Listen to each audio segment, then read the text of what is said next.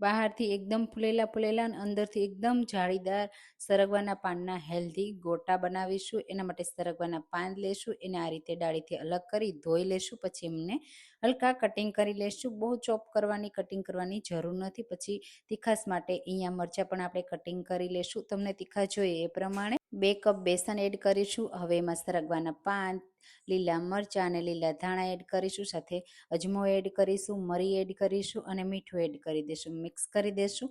હવે જરૂરિયાત મુજબ પાણી એડ કરતા જશું અને મીડિયમથી કેવો લોટ બાંધી તૈયાર કરીશું। હવે એમાં થોડો સોડા એડ કરીશું, લીંબુનો રસ એડ કરી બેટર તૈયાર કરી લેશું।